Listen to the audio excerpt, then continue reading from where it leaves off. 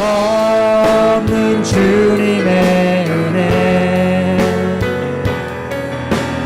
온 세상 위에 넘칩니다. 가릴 수 없는 주 영광 온 땅 위에 충만합니다. 주님 날 이기리오니 우린 그 길 따라갑니다. 그날에 우리를 이루신 주는 완전합니다.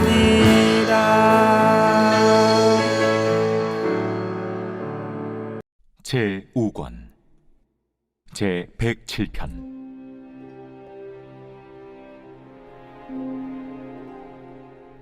여호와께 감사하라. 그는 선하시며 그 인자하심이 영원함이로다. 여호와의 속량을 받은 자들은 이같이 말할지어다. 여호와께서 대적의 손에서 그들을 속량하사 동서남북 각 지방에서부터 모으셨도다. 그들이 광야 사막길에서 방황하며 거주할 성읍을 찾지 못하고 줄이고 목이 말라 그들의 영혼이 그들 안에서 피곤하였도다. 이에 그들이 근심 중에 여호와께 부르짖음에 그들의 고통에서 건지시고 또 바른 길로 인도하사 거주할 성읍에 이르게 하셨도다. 여호와의 인자하심과 인생에게 행하신 기적으로 말미암아 그를 찬송할지로다. 그가 사모하는 영혼에게 만족을 주시며 줄인 영혼에게 좋은 것으로 채워주심이로다. 오늘은 여호와께 감사하라라는 제목으로 함께 말씀을 나누고자 합니다. 오늘 시편의 내용은 오늘의 본문은 포로 생활에서 해방되어 고향으로 돌아가던 중에 하나님을 찬양하고 있는 시의 내용을 담고 있습니다. 감사 절기는 수확의 기쁨보다는 광야와 같은 세상에서 베풀어 주신 하나님의 은혜와 사랑을 기억하는 날이라는 것을 기억해야 됩니다. 벌써 이제 2022년의 중반이 오늘로서 끝나게 되고 이제 다음부터는 7월이라는 새로운 달이 시작됩니다.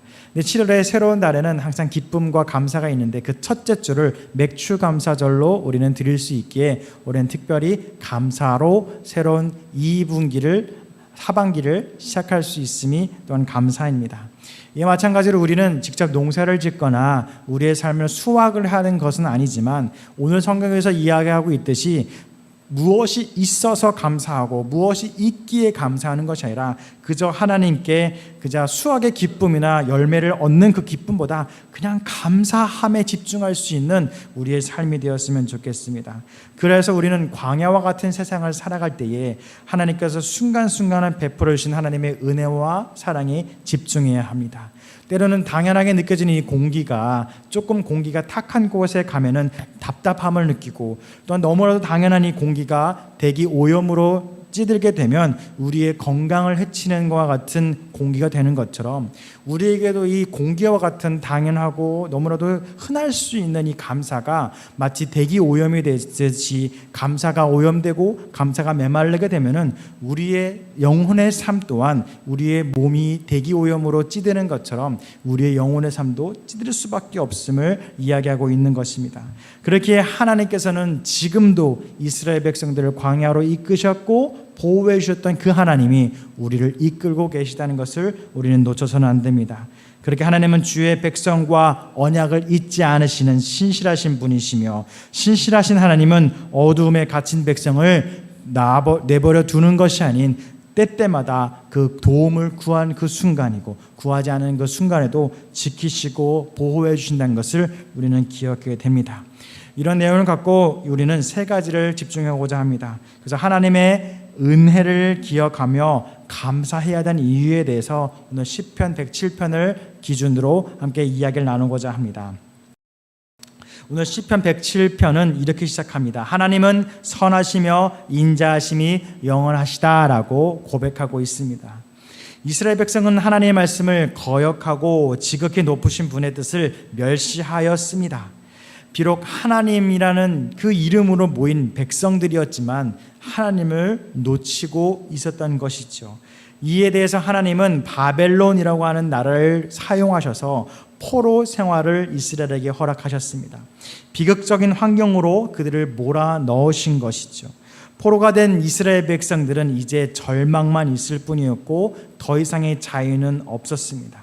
고통의 쇠사슬에 묶이는 역경을 당하며 오히려 하나님을 버린 이들이 이스라엘임에 불구하고 이스라엘 백성들은 하나님이 자신들을 버렸다라고 하는 생각에 배신감을 갖고 있었습니다. 그러나 이러한 말도 안 되는 상황임에도 불구하고 하나님은 선하시고 인자하시기에 그들을 그저 고통 속에 내버려 두지 않으셨습니다. 그들을 고난과 고통의 그 현장에서 다시 한 번 더 구출해 주고 계신 것이죠. 사방으로 흩어졌던 이들을 다시 모아서 하나의 기업으로 모으고 또는 각자 원래 돌아가야 될 그것으로 돌아가게 하시는 하나님이 오늘 시편을 통해서 노래되고 있습니다.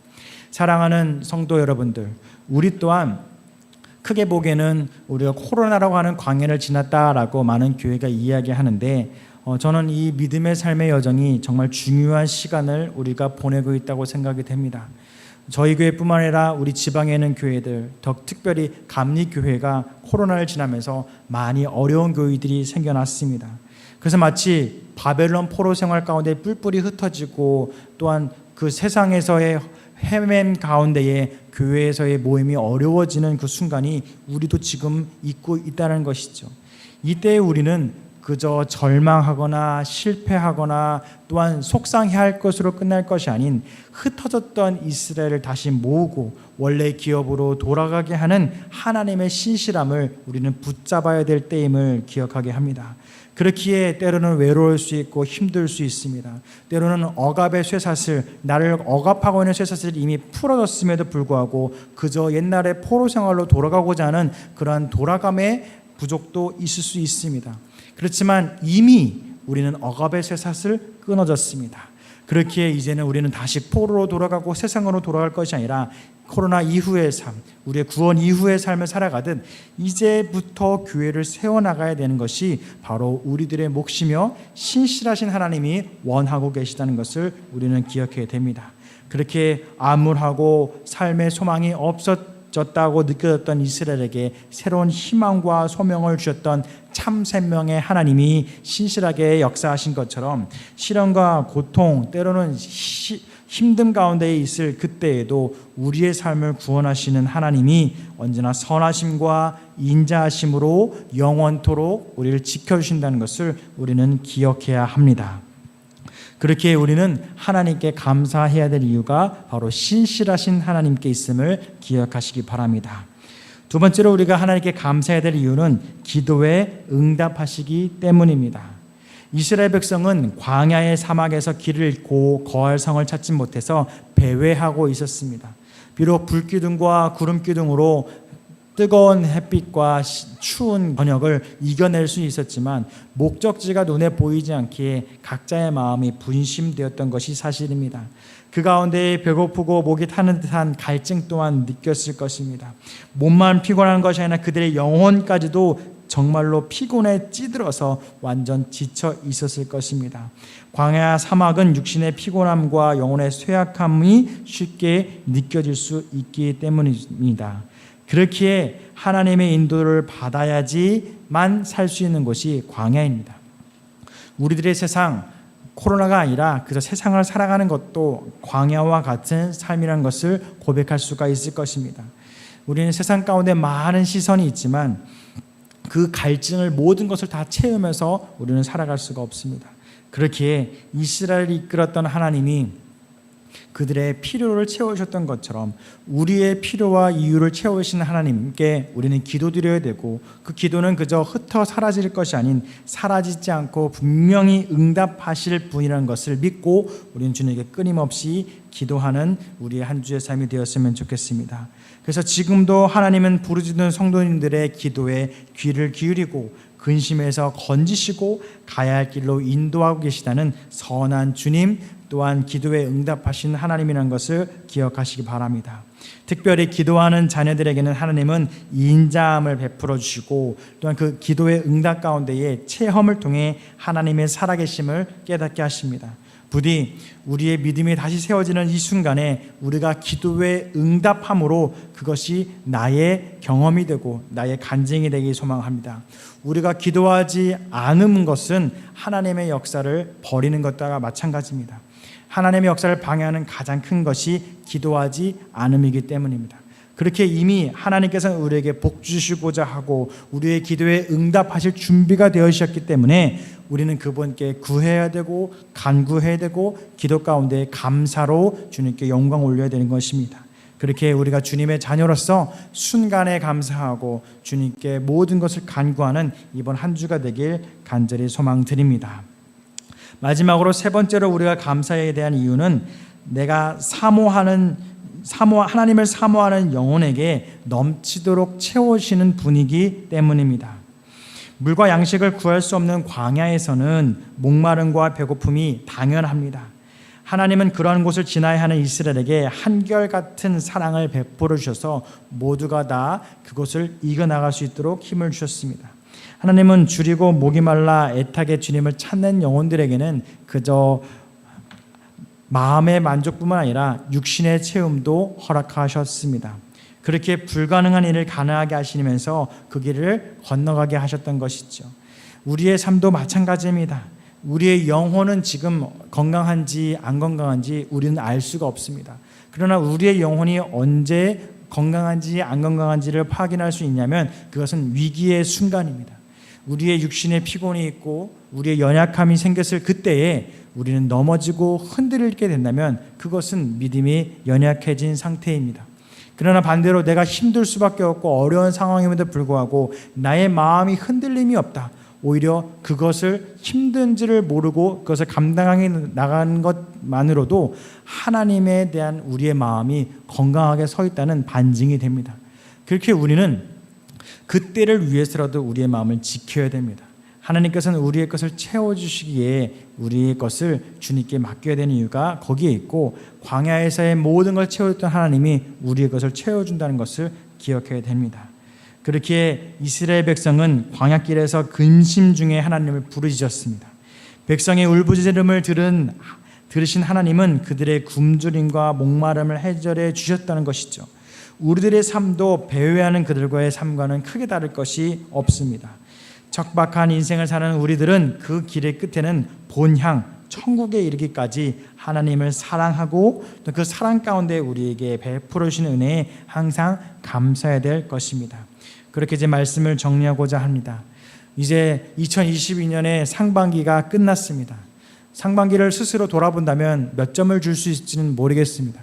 더 중요한 것은 스스로의 점수를 매기는 것보다 다른 사람이 봤을 때 내 점수를 얼마나 매겨주는지가 더 정확하겠죠. 더 나아가서 과연 하나님께 여쭤보시기 바랍니다. 주님, 2022년의 상반기 나의 믿음의 점수는 몇 점이 되겠습니까? 아마 광야에서 생활하는 이스라엘 백성들이 주님께 물었다면 하나님은 큰 점수는 주지 못했을 것입니다. 그러나 분명한 것은 광야 생활을 마치고 약속의 땅에 들어간 그 여호수아와 갈렙과 같은 그들은 하나님께서는 후한 점수를 주셨을 것입니다. 한마디로 우리들의 삶이라는 것, 지금 나에게 스스로에게 묻는 점수는 보잘것 없을 수 있습니다. 연약할 수 있습니다. 그러나 지금의 어려움을 이겨내고 나의 삶이 주님께서 이끄시는 그 길을 도착했을 때는 비로소 주님께서 우리를 칭찬하시고 우리를 사랑해 주실 거라는 확신을 기억하시기 바랍니다. 그렇게 지금까지 상반기의 결산 점수 냉정하게 평가하시고 그것이 너무 낮거나 너무 자만해서 높더라도 교만하지 마시기 바랍니다. 불편하지 마시기 바랍니다. 앞으로 남은 하반기 또한 분명히 하나님께서는 우리를 선한 곳으로 이끄시고 선하심과 인자하심이 영원하신 그 주님이 우리를 인도해 주실 거라는 것을 꼭 붙잡고 나아갈 때에 2022년을 마치는 그날 정말로 잘하였다, 충성된 종아, 사랑하는 아들아, 사랑하는 딸아, 고생했다라는 분명히 주님의 칭찬이 담긴 은혜를 우리는 누리게 될 것입니다. 그렇게 결산을 하되 그 점수에 너무 일비하지 마시고 새롭게 해주시는, 새롭게 우리에게 허락하시는 이 하반기에 하나님을 찾는 귀한 시간이 되었으면 좋겠습니다. 그래서 우리의 그 끝은 결국 이 땅의 소망을 두지 아니하고 천국 백성에서의 소망, 영원한 천국에서의 삶에 있다는 것을 우리는 놓치지 말고 우리의 한 주의 삶을 살아갈 때에 우리의 삶의 영혼은 건강해질 것이고 내가 간구하고 구하는 그 모든 것은 주님께서 후하게 응답하여 주실 것입니다. 그러나 남은 한 주를 살아가는 우리들에게도 언제나 새로운 힘을 주시고 나의 부족함과 연약함과 간구함에 응답하실 주님이 신실하게 나와 동행한다는 것을 놓치지 않고 주님과 함께 할 수 있는 이번 한 주가 되었으면 좋겠습니다. 오늘 말씀을 기억하며 세 가지의 질문을 던져드립니다. 나는 과연 형편이 어떠하든지 하나님의 은혜를 신뢰합니까? 두 번째는 고난 중에도 간절히 부르짖으며 하나님께 기도합니까? 세 번째는 나의 필요를 채워주시는 하나님을 진실로 사모하십니까? 삶의 적용입니다. 내가 받은 하나님의 은혜를 생각하며 매일 감사일기를 짧게 적어보시면 어떨까 합니다. 기도하겠습니다. 사랑과 은혜가 많으신 하나님 감사합니다. 벌써 2022년의 상반기를 결산하고 새로운 하반기를 시작하는 순간에 서 있습니다. 감사한 것은 돌아오는 주일을 맥추감사주일로 드릴 수 있음에 새롭게 시작하는 한 주를 감사로 시작할 수 있음에 감사합니다. 그래서 우리가 감사할 거리가 있어 감사하는 삶이 아닌 그저 매 순간에 감사함으로 더 큰 은혜를 받는, 감사의 은혜를 받는 귀한 주님의 자녀된 삶 허락하여 주시옵소서. 그래요, 세상을 살아갈 때 때로는 광야와 같이 부족함이 많고 외롭고 힘들고 쓸쓸할 때가 있습니다. 그러나 그곳에서도 주님은 포로 생활을 마치고 다시금 이스라엘을 불러주셨던 하나님이 역사했던 것처럼 우리 또한 광야와 같은 이 세상을 살아갈 때에 흩어진 이들을 모을 수 있게 도와주셨고 그 모임 가운데 우리가 사용되어서 정말 귀한 한 명의 영혼을, 천하보다 귀한 그 한 명의 영혼을 찾는 역할을 우리가 감당케 하여 주셔서 나의 삶뿐만 아닌 우리의 가정이 믿음이 되게 도와주셨고 우리의 가정뿐만 아닌 내가 만나는 모든 이들이 하나님 앞에 은혜가 가득 넘칠 수 있고 그들의 삶이 간증거리가 될 수 있는 그 삶을 허락하여 주시옵소서. 언제나 우리에게 신실하시며 인자가 영원하신 주님을 찬양할 수 있는 우리의 입술이 되길 바라며 사랑이 많으신 예수님의 이름으로 기도드렸습니다. 아멘.